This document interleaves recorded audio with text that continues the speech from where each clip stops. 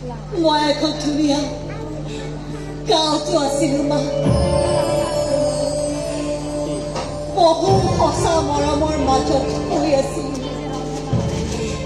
সেই মৰমবোৰে মোক ইমান বেছিকৈ মৰম দিছিল নহয় ইমান বেছিকৈ বিশ্বাস দিছিল যে মই পাহৰিয়ে গৈছিলো মই এনে এখন ঘৰৰ ছোৱালী য'ত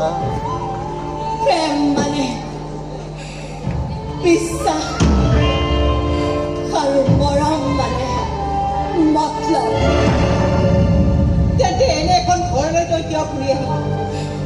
মই আহিব বিচৰা নাছিলো মোৰ মৰমবোৰে চিঞৰি আছিল কিমানকৈ চিঞৰিছিল নহয় মোৰ মৰমবোৰে তেওঁৰ চিঞৰ শুনি মোৰ বুকু বিষাই গৈছিল মা বুকু বিষাই গৈছিল থাকি যাব লাগিছিল তাৰ লগত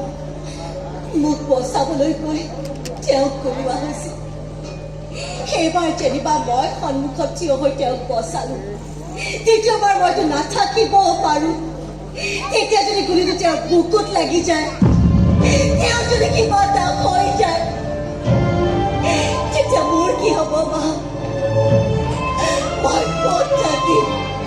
কাক চিঞৰি চিঞৰি কম মই তোমাৰ লগত থাকিব বিচাৰো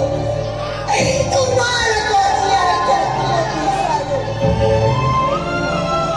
কাক কম সেইটো কথা যদিহে মানুহজন জীয়াই নাথাকে মাজনী তুমি এইবোৰ কথা বুজি নাপাবা মা কাৰণ তোমাৰ কাৰণে প্ৰেম মানে প্ৰতাৰণা আৰু সেই প্ৰতাৰণাৰ বলি হৈছিল মোৰ দেউতা কিন্তু মই বুজো মোৰ মৰমখিনিয়ে বুজে যে মৰম কেতিয়াও মিছা হ'ব নোৱাৰে চলনা হ'ব নোৱাৰে বিশ্বাসঘাতক হ'ব নোৱাৰে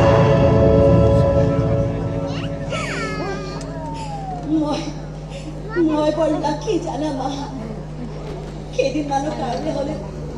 মই সেই সঁচা মৰমৰ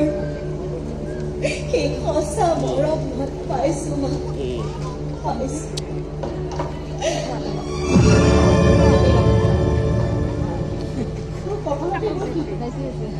তাৰমানে তোৰ সঁচা খুচিকৈ দিয়া বিয়াখন মিছা কিন্তু সেন্দুৰখিনি সঁচা গিৰিয়েক ঘৈণীয়েকৰ সম্বন্ধবোৰ মিছা কিন্তু মৰমবোৰ সঁচা এই সঁচা মিছা মৰমৰ মাজত কোন থাকিল জানা সেই মনটোৱে যে কিমান চেষ্টা কৰিছিল নহয় বুজাবলৈ শিকিলে এতিয়া চাগে তেওঁ কৰবাত বহি বহিহে একেটা কথাকে চিন্তা কৰি আছে